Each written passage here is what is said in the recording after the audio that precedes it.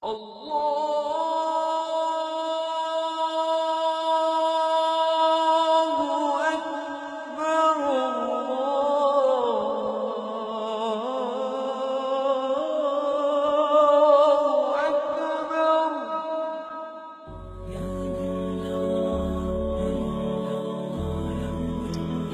হচ্ছেন জান্নাতে প্রবেশ করার বৃহত্তম দুয়ার।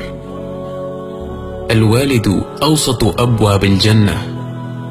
এর মানে হলো জান্নাতে প্রবেশ করার সবচেয়ে সহজ পদ্ধতি হচ্ছে বাবা মায়ের খেদমত করা, তাদের সাহায্য করা।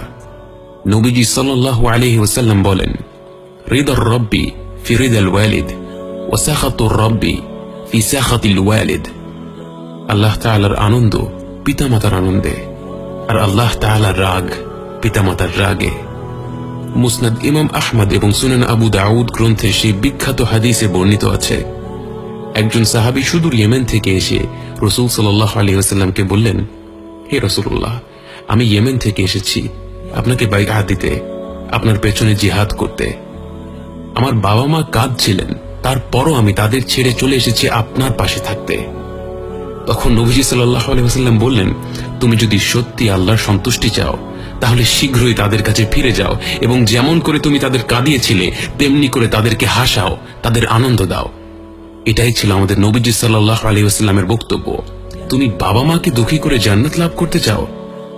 তিনি এসেছিলেন সাহাবী হতে, এসেছিলেন রাসূল সাল্লাল্লাহু আলাইহি ওয়াসাল্লামের পাশে জিহাদ করতে, কিন্তু তিনি তার বাবা মাকে কষ্ট দিয়ে এসেছিলেন, তাদের অনিচ্ছায় তাদের একা ফেলে চলে এসেছিলেন। এবং রাসূল সাল্লাল্লাহু আলাইহি ওয়াসাল্লাম বললেন, তুমি এভাবে জান্নাত লাভ করতে চাও, তাদের কাছে ফিরে যাও। আমরা জানি না আমরা আমাদের বাবা মাকে আর কতদিন পাবো। যাদের বাবা মা এখনো বেঁচে আছেন তাদের খুশির জন্য যা কিছু সম্ভব তাই করুন, এবং যাদের বাবা মা ইন্তেকাল করেছেন তাদের জন্য অনেক কিছু করার আছে। একবার এক সাহাবী রাসূল সাল্লাল্লাহু আলাইহি ওয়াসাল্লামকে এসে বললেন, হে রাসূলুল্লাহ, আমার মা ইন্তেকাল করেছেন, আমি কি তার জন্য কিছু করতে পারি?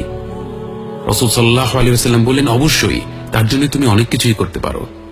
তার জন্য দোয়া করো, তার গুনাহ মাফের জন্য দোয়া করো, তার হয়ে দান সাদকা করো, কুরবানি দাও, তার হয়ে হজ করো, উমরা করো, তার আত্মীয় স্বজনদের সাথে দেখা করো, ভালো সম্পর্ক বজায় রাখো। এই সকল কাজই আপনি আপনার মৃত বাবা মায়ের জন্য করতে পারবেন।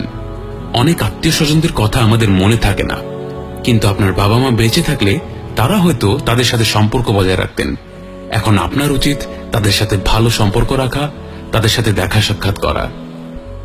এবং সর্বশেষে আমার তরুণ ভাই ও বোনদের জন্য কিছু কথা বলতে চাই, যারা মাশাআল্লাহ স্কুল শেষ করেছেন, কলেজে পড়ছেন, বিশ্ববিদ্যালয়ে পড়ছেন। এটা সব সময় মনে রাখবেন যে আপনারা বড় হতে হতে আপনাদের সবচেয়ে বড় আফসোস সব সময় হবে আপনার বাবা মায়ের সাথে দুর্ব্যবহার করা, আপনার বাবা মায়ের সাথে ঝগড়া করা, আপনার বাবা মাকে কষ্ট দেয়া। কঠোর কথা কখনো ফিরিয়ে নেওয়া যায় না। আপনার বাবা মাকে একবার কষ্ট দিলে সেটা কখনো ফিরিয়ে নেওয়া যায় না। আপনি যত দিন বেঁচে আছেন সেই স্মৃতিগুলো আপনাকে কষ্ট দেবে। আমরা যখন বয়সে ছোট থাকি তখন রেগে যাওয়াটা খুবই সহজ, কিন্তু যেই আফসোস আর স্মৃতি আপনার সাথে রয়ে যাবে তা আপনাকে সারাটি জীবন কষ্ট দেবে। তাই আমার প্রিয় ভাই ও বোনেরা, আল্লাহ কোরআনে যা বলেছেন তা সব সময় মনে রাখবেন।